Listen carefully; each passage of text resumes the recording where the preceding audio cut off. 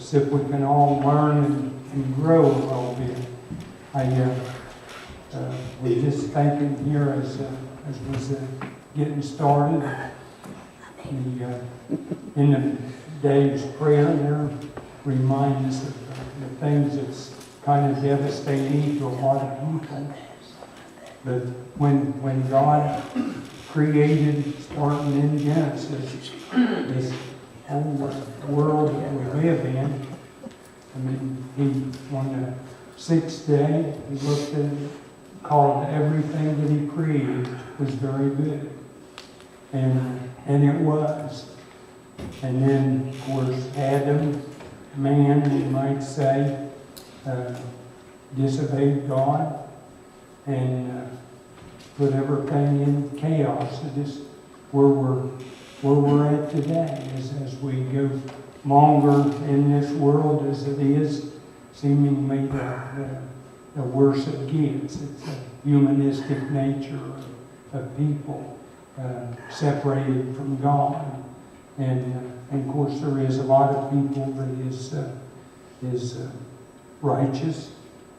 There's going to be a lot of people in heaven. And of course, what I want to talk about a little bit tonight is the hope that we have. Of course, as you know, I got a list of questions, and if we get them all answered on one, we'll go to another. From someone that turned all these in, didn't want their name mentioned because they was afraid, a lot of times the reason we don't ask questions, we're afraid, well, that's a stupid question. But any questions that we don't have an answer for needs to be brought out. And sometimes someone in the group has an answer.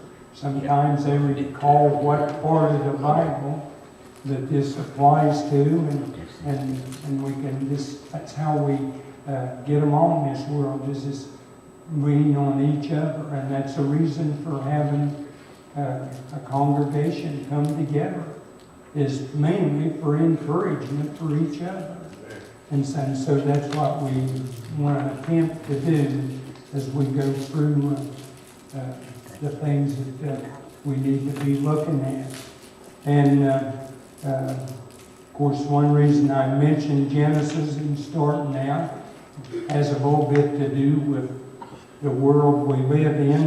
And the question that I have for tonight to start with is this person says, if heaven is the New Jerusalem, and it is, and people outside the wall that we read about in Revelation 21 repopulate the earth, does that not mean that the process starts all over again?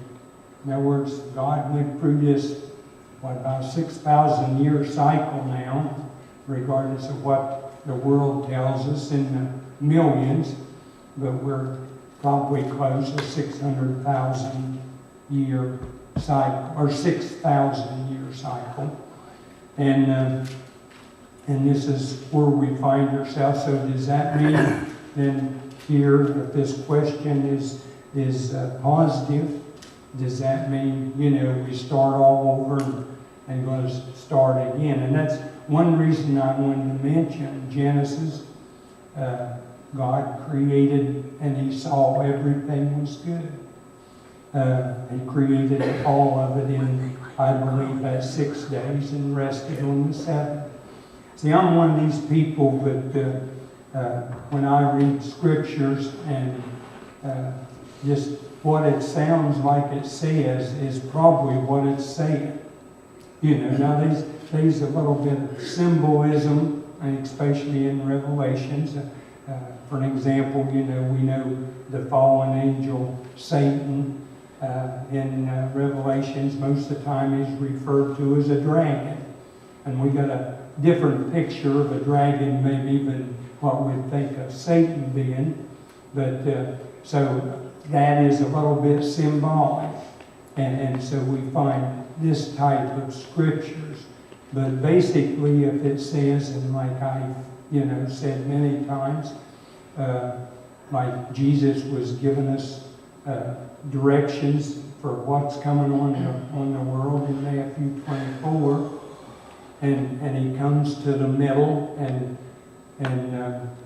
quoted Daniel 9:27 in Daniel and said that at this point the abomination of desolation, this is this Antichrist or dragon, on the scene and demands worship of everyone, sets himself in the temple to be worshipped. And Jesus called this the Great Tribulation. And that's, it was the worst time will be that's ever been in this world.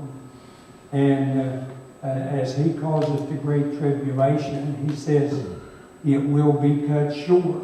Now, most people always skip them 2 or 3 verses. I think it's 15, 16, because, Daniel's already given us 70 weeks to fulfill the prophecy against the Jews. And 69 of those we know are already, that was prophesied has been fulfilled.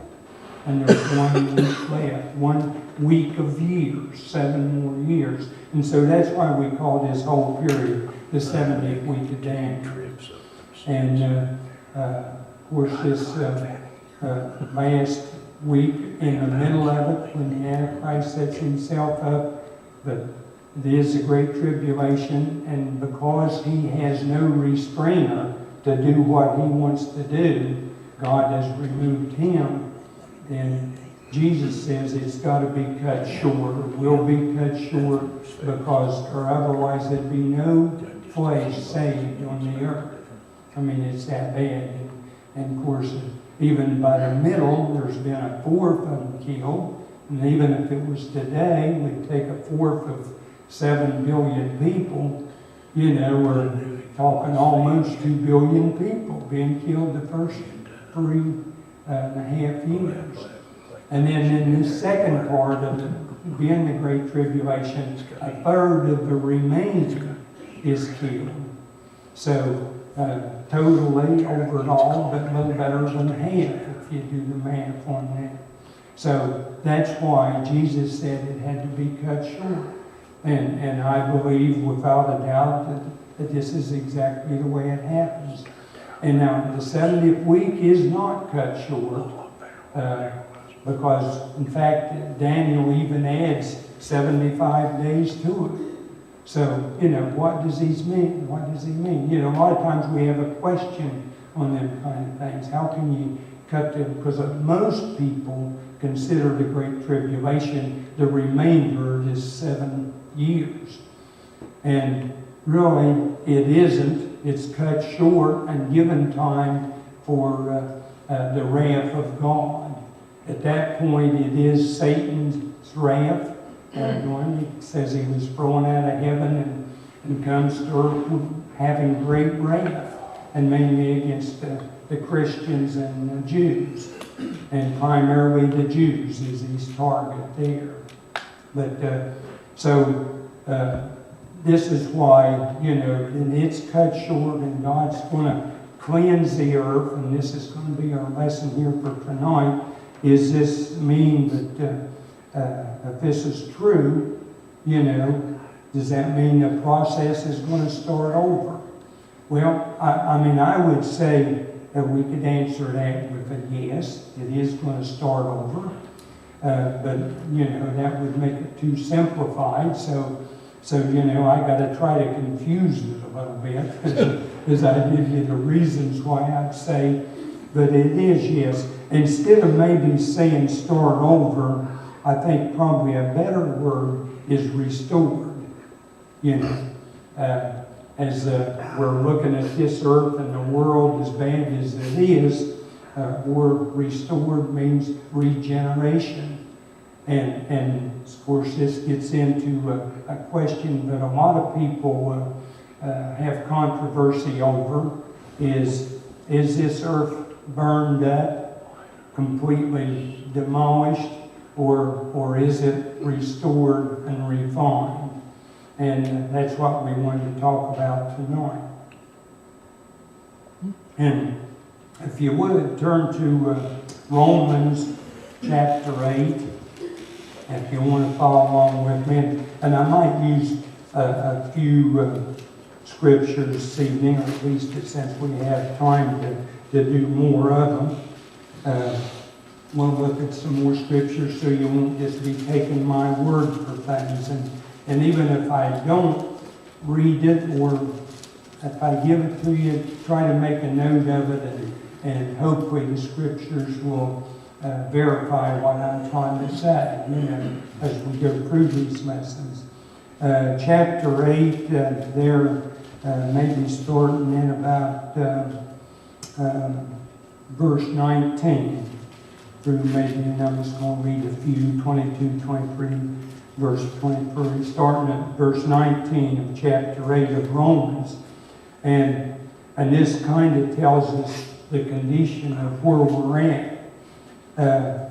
For the earnest expectations of the creature wherewith for the manifestation of the sons of God. For the creature was made subject to vanity, and that creature, of course, is us, and not willingly, but by reason of him who hath subjected the same in hope. Because the creature itself also shall be delivered from bondage. And that is, like the animals and everything that grows, trees and everything God created. From bondage of the corruption unto the glorious liberty of the children of God. For we know that the whole creation groaneth and travaileth in pain together until now. And we see that in animals' eyes as they kill each other, as man kills animals for food. You can tell it's a cruel world, and so the whole creation, Adam brought them to this point in the history that we live. And even verse 23, and not only they, but ourselves also, which have the first fruits of the Spirit, even we ourselves groan within ourselves, waiting for the adoption, to wit, the redemption of our bodies. And so this is again the resurrection of even whether we've died or been raptured. We're going to be resurrected with a new body, one like Christ. We don't know exactly how it'll all be, but it'll be, we know we'll be like Him, Scripture tells us. So this is, and now not only what this Scripture is saying is in being restored is the fact that not only our resurrection, but it's going to be a resurrection of the whole creation. God is not going to come and start like last week. We talked about the 20th chapter of Revelations, which is what we call the millennial reign, 1,000-year reign. God is not going to come and reign even on an earth that is fallen and corrupt in sin, a perfect God. And that rule is going to be Jesus Christ Himself, with David as his servant in actually being the king over that 1,000-year reign. So even there's questions that's argued between when does this new earth and new heaven start, And as you go through the Bible, they start right after the 20th chapter of Revelations and runs right on through. But I would have question if that's where they really start. If you notice chapter 20, 21, 22, all is John saying, and then I saw. He doesn't say, and then this appeared, or this is established. like the 1,000-year reign, and then the new heaven, new earth. Really, this, if you go back and check through it, I think we'll find that do you ever lose your train of thought?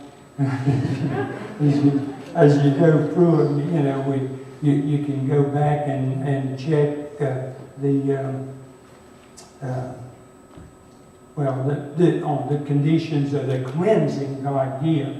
And this is why, as I mentioned, the Great Tribulation being cut short, is it's got to make room for God's wrath and God's cleansing of this earth.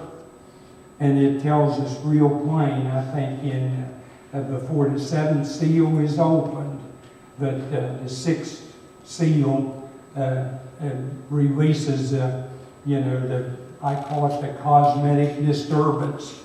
The sun going dim and the moon not giving its light and blackness, and then you'll see the sign of the Son of Man coming upon the earth.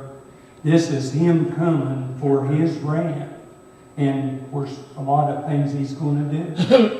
He's going to rapture the church. He's going to resurrect the dead. He's going to follow it all the way through to what we call Armageddon, and where we draw all the nations into the Middle East there, and He wipes them out with His spoken word.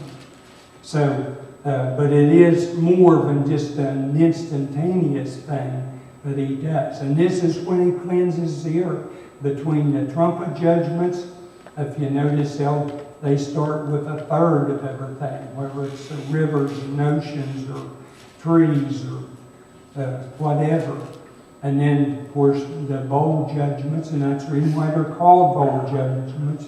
They're shallow, wide vessels, and pour out immediately. It ain't just pouring out. That's the same thing that the Jews did in ceremonial worship, is that they used a bowl to throw water on their face to, proclaim themselves symbolically clean. And that's what God is using on the earth with the bowl judgments. So by the time we get to the end of chapter 16, in my estimation, the earth is cleansed. Now, this Romans does that, son, and I'd like to read a couple other scriptures, and we could get numerous ones. But if you'd want to make a note of them or turn to them, Acts chapter 3:21. What's going to happen to this earth? Acts chapter 3:21. And this is, I believe, Peter speaking, but verse 21, whom the heaven must receive until the times of restitution of all things, which God has spoken by the mouth of all His holy prophets since the world began. And that restitution is restoring. In other words, He's going to restore or restitute all things. And that's what Peter is telling him in this sermon that he's preaching here in Acts. And like I say, we could find several of these, but I wanted to look at maybe at least one more here. Matthew 19:28. If you'd want to make a note of it or look it up. What did I say? Matthew 19:28.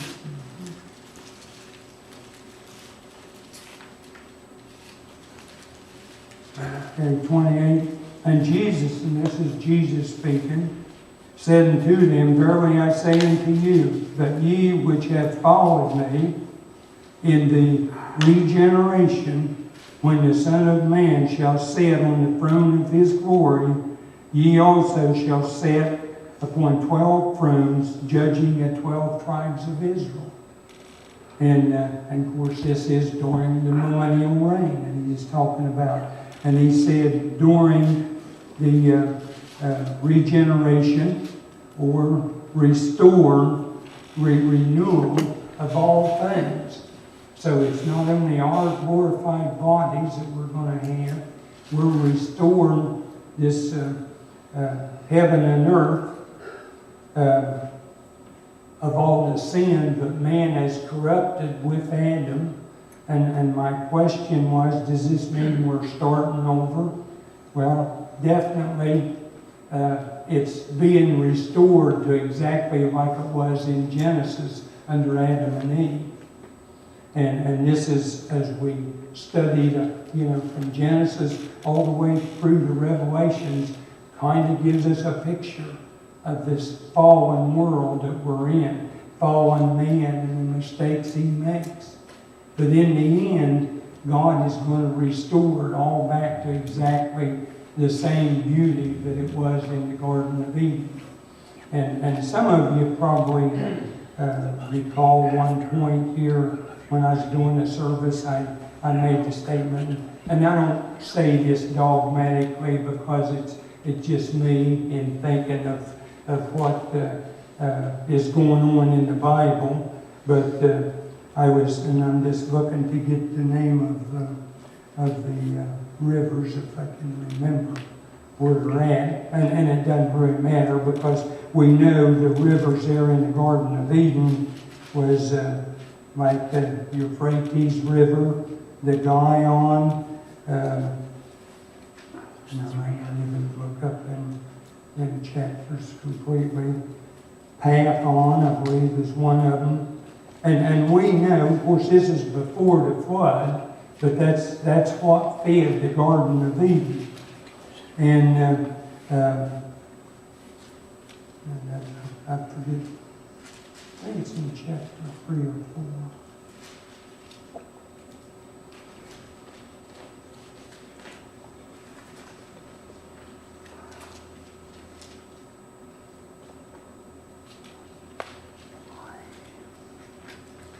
Yeah, actually it's in chapter 2, starting in verse 11 and goes through maybe 15, and it is Pison, Gihon,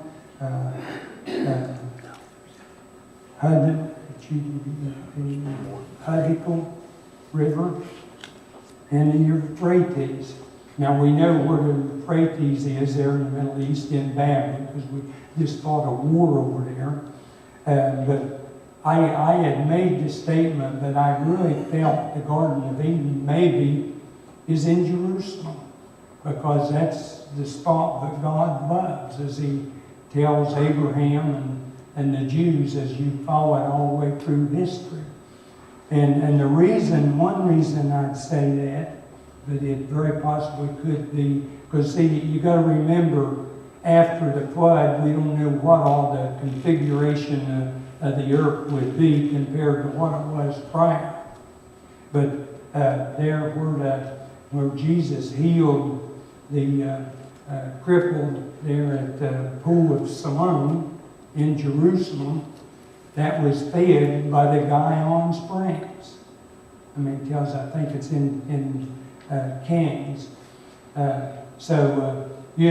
If one of them is in there in Jerusalem, even yet, then I would suspect with the love of God and his compassion for Jerusalem, and we've been studying about the New Jerusalem and the Old Jerusalem, Old Jerusalem being in the 1,000-year millennium and the New Jerusalem coming down from God out of heaven to earth, and then communication back and forth, and who inhabited all of those places.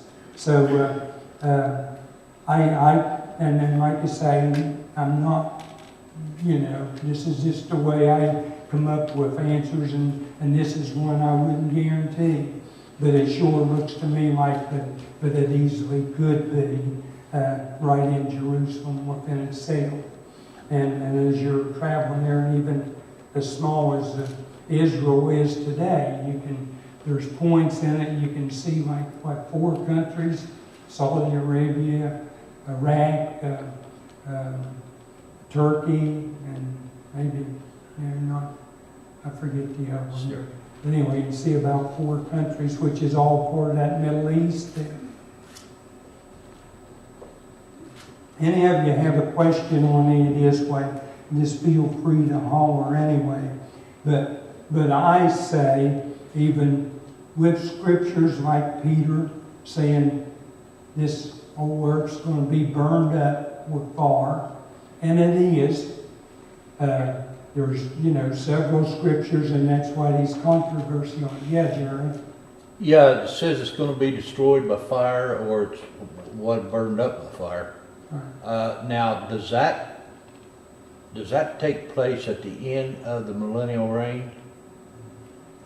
Well, no. When the great white throne judgment's all over with, yeah, and the people that are going, into the lake of fire are already there. right. Is that when the earth is Burned up, refined, reconstruction? or what I'm calling Reconstructed. restored. Yeah, I mean, our judgment, It couldn't be before then, it burned the people up, yeah. right? Well, I mean, the judgment seat it'll be before that, because, and that's the reason why I say it ain't completely disintegrated. Right. And God takes the trumpet judgments and the bowl judgments and does it a part at a time as His wrath is thrown down on it. And I believe that's the point in time that this refining is going to be. Kind of like, Now, the fire doesn't burn up everything as Yeah. you'd think of it, as it completely wiped it out. It refines it. And the same thing is applied to, like, and we're all, and I hope we're all here Christians, we will stand before the judgment seat of Christ for not our salvation, but for our rewards. yeah, And it says He's going to try them, our works, with fire. And if it's hay or stubble, it's going to be consumed. So you have nothing. If it's good works like gold and silver, it just refines it and makes it better. So I think that's the same type of thing, Jerry, that we're talking about when we're talking. Peter says that the works therein is going to be burned up. yeah. And the world system is at that point gone. Now the earth, as we know it, or the way it was in Adam and Eve's day, is going to be there.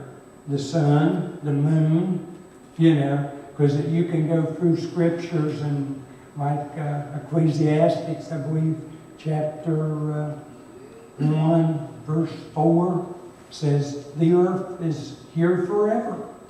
Yeah. And it is, but not the world system, but we got here.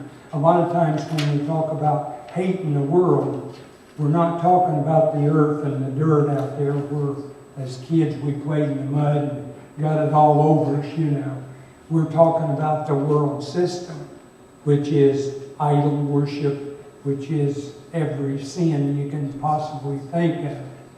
Is that helping, Jerry? Oh, well, I got another question. No, that's gone. And That means we got one answer. Well, okay. No, go But ahead. I know it's going to sound stupid, and I am stupid. No, go on now. The But, question needs to be asked. Anyway, you say that the earth is going to be restored back to the point that it was in the Garden of Eden. Right. Okay? Do we still have the New Jerusalem? Right. Do we still have it? Yes, boy. Yeah, that's what this all leads up to. Now, I'm not doing these, I'm just kind of following the questions. It ain't exactly in order, but at the same time, it gives us an idea that we Well, I was talking about clear. Yeah, we can put it all together. Yeah, see. clear to Okay. end, the earth will be restored with the trees and the grass and everything else, but we'll still have the New Jerusalem. Exactly. People will still be living on the earth, Exactly. and we'll still be floating back and forth between New Jerusalem and the earth all the time. Yeah, exactly. That's you might call it after, a superhighway. Now, after the millennial reign. right, after the millennial reign. Man, that'd be all right. It's greater than you can even imagine. You just cruise around wherever you want. I mean, hey, We'll let's go over to probably, Africa for a while. we'll probably have jobs that's really important, and we'll be working for the greatest king there ever was, and have the whole universe, and we don't even know how big it is now, for example. But I think it's in, I lost my question page here, but the way even Isaiah tells it, if you'd want to turn to chapter 65, verse 17 of Isaiah.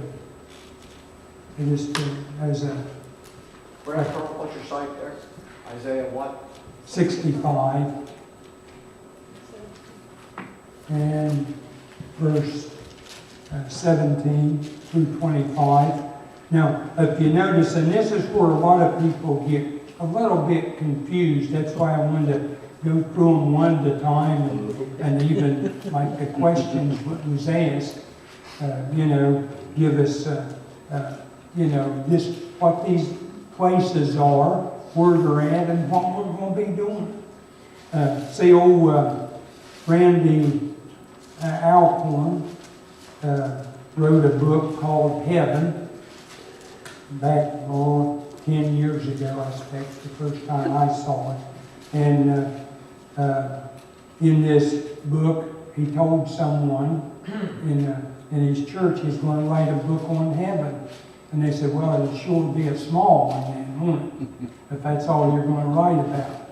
Well, he wrote that book, and I looked at it there the other day, so looked at it a little bit, and it has over 500 pages in it. So it wasn't a real small book. And he didn't even cover some aspects of what we're looking at here. But that gives you some idea, and I know a person or two. In fact, one of the people that I recommended get that book is the one that asked all these questions. I thought maybe Randy Alcorn could answer them probably better than I can.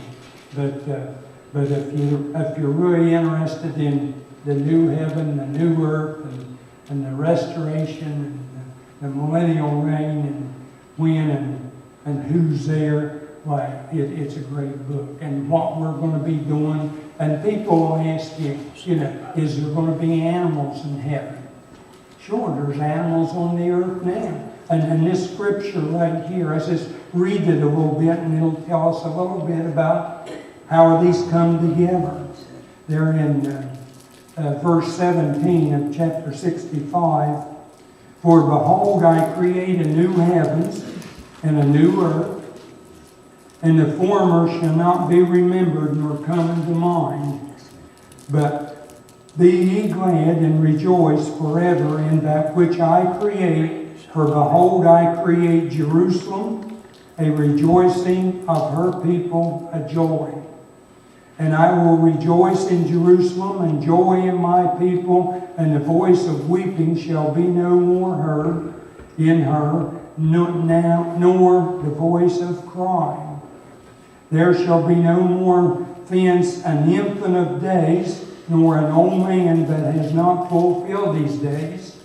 For the child shall die at 100 years old, but the sinner being 100 years old shall be accused. In other words, if you died at 100, and this is what we covered here maybe a week ago or so, I don't know if you was here, Jerry, or not, about the offspring and the ones that went into this new Jerusalem in chapter 20, that we covered pretty thoroughly. But it tells you that as Satan is released, he goes out, and a bunch of these offspring of the Christians that's in the millennium rebel and follow Satan again. Yeah. And of course he brings them going to go to war against Jerusalem, and God brings fire down from heaven and destroys them again. And this was in relation to the question that was asked here maybe a week or two ago about You know, if we're in the New Jerusalem and all these people die, would we be sorry over it? Sure we would. You know, and that's what I covered last week is 3 different times it shows God wiping the tears from our eyes. Because there's no more death, no more sin, and this type of thing. But yeah, for a period of time, I probably even didn't have the right attitude when I did some of the works that I've done. And if I was a little bit prideful or something, that work will probably be burned up. And it might be something that would have been real important for me to carry through eternity, you know. And so, yeah, I can see where I could even be sorry over not witnessing to someone. And I can think of 2 or 3 that I had opportunities in my life, and just probably Satan said, don't say nothing to them, they'll laugh at you. This ain't the time to talk about salvation, you know. Even if I did do some works in that area and had the wrong attitude, that work's probably be burned up, you know. So I'd be sorry. You know. But at any rate, that's what we're talking. Yeah, Sam? Don't you think in order to halfway grasp this, that we have to get out of the physical realm into the spiritual? Like a good example, we're talking about our works being burned up. Yeah. But if I go out here and say like extreme, start a church and it really flourishes I mean, what's going to burn up? That's, you know, that's not going to burn up. You know, it has to be see what I'm saying? It has to be a spiritual thing. It's not something that we're going to see. Well, on the earth, there will be a lot of No, I'm physical. talking about when we stand before the judgment. Oh, yeah, right, sure. No, yeah. Well, he's just symbolically telling us it's like hay or stubble or gold or silver. Right. And it's all going to be tried by fire. That's what I say, in order to understand that, Yeah. you about have to get out of the physical Yeah, right. realm Yeah. and look at the... Yeah, I doubt if he has any hand stubble there to Yeah, burn. that's a good But example. he's just showing you that when we know how that consumed by fire. And so that's why I would say that. Yeah, it's Where I have a spiritual. hard time understanding is where we make that break. I mean, some places we talk about the New Jerusalem coming down, it's going to be a physical city. Yeah, But then we talk about the hay and the stubbles, it's an illustration. yeah, It's right, hard to make that yeah. break and understand. Yeah, there's, you know, but I think most of the time he's given us something that we understand, so we will understand the spiritual part. Yeah, but that's true. Yeah, you're right. And so it's, you know, as you mix these back and forth and go through them, you know, it might give us a better picture of what is ahead of us and where we're going. And versus most people just, if they think of heaven, they're thinking about a person laying on a cloud somewhere strumming a guitar, you know. And I don't want to go there and be bored silly, you know. And you know, God created work. He gave it to Adam. And Adam goofed it, didn't he? I mean, he did a lot of it right. He named the animals and I don't know, he didn't have any weeds in the garden, so it wouldn't be like mine in your garden, Sam. We're out there chopping weeds all the time. But he had a job, you know. And he, you know, as great as it was. Satan had the greatest job there was. He was in the fiery stones of heaven with God, overseeing him, you know, when he was there. Dave? Yeah, Carl, this comment is too far removed from what you've been discussing, because you did mention, as it was in the days of Noah, and another part you talked about, as it was in the days of Lot. And a lot of people just think about people living their life, going about, raising their families, doing stuff like that. But there's another thread that goes between those two very specific instances. And what happened, as in the days of Lot and in the days of Noah, God removed his elect. Right. He provided safety for them. Took blood out of the city, put Noah into the ark, actually closed the door of the ark, provided safety for them, and then what happened? Immediate wrath. Right. And it talks about on his coming, he's basically doing the same thing. Sending the angels out to get his elect, gathering his elect, Right. and then judgment. Right. His wrath is coming, because that's what we're exempt from, is his wrath. Right. Not persecution. We're going to be persecuted, Yeah. Right. but we're not subject to his wrath.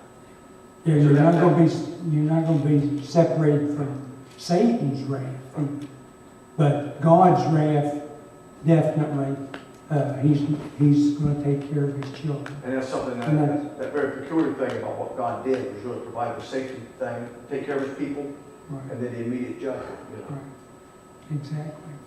And it's like they're in the seals. I think it's the fifth seal, the ones that was beheaded because they refused the mark of the beast.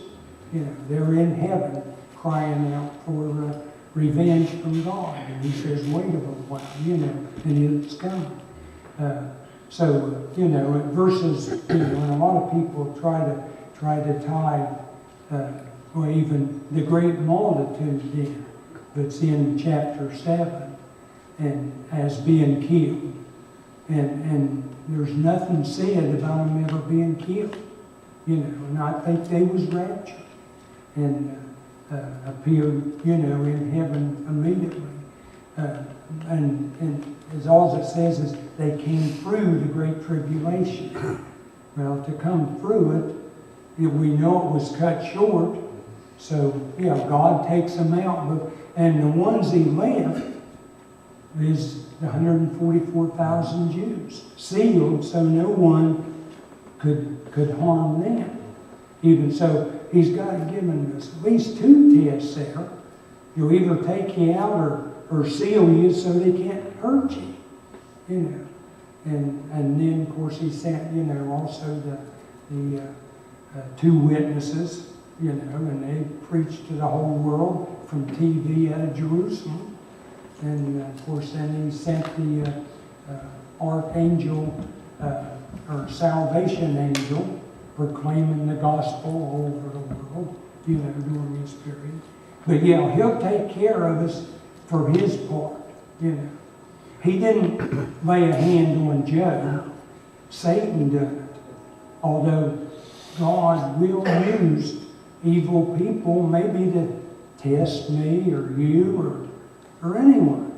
I mean, he'll use evil to accomplish his purpose. Whether it's a nation he's wanting to punish or an individual. We're just about out of time. Well, I'm going to read a couple of verses here. I forgot where it's at, but and maybe it wasn't important. But at any rate, and this is mixing up a new heaven and a new earth with the new millennium. And this is one reason I say it was cleansed prior to that, and even the millennium was part of the new heaven and the new earth instead of coming after the millennium. And that's just something you could get into to study, because you'll run into a lot of opposition and you'll run into a lot of people that believe it that way. But anyway, there in verse 21, and they shall build houses and inhabit them. Now this is in the millennium at that point. Where I started is new heaven and new earth, which still is really. But then we skip into going into conditions in the millennium, didn't we? Where we're talking about living to be an old age.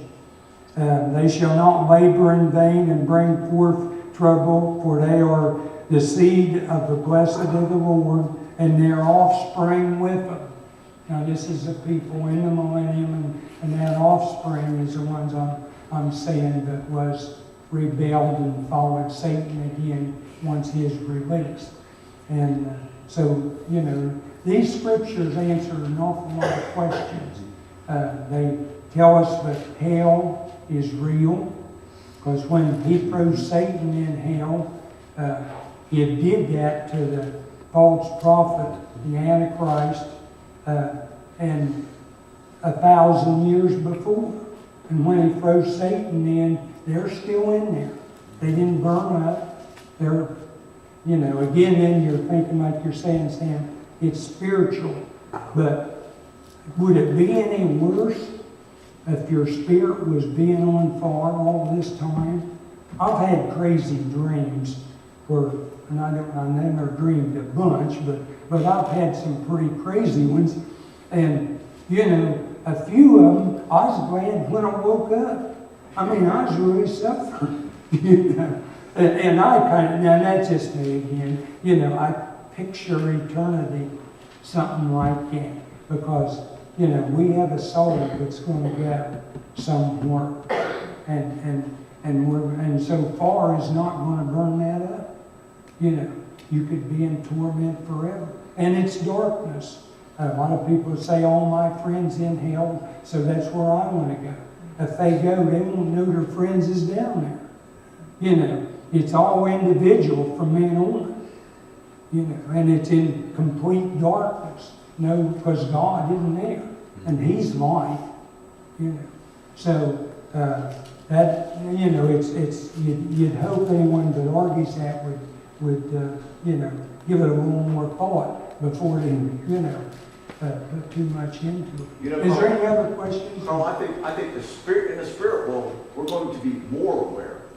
I think we're limited by our physical bodies. Sure. So when it talks about party, we're going to be more aware of what we've actually lost. And we're going to be more aware of no hope. You know?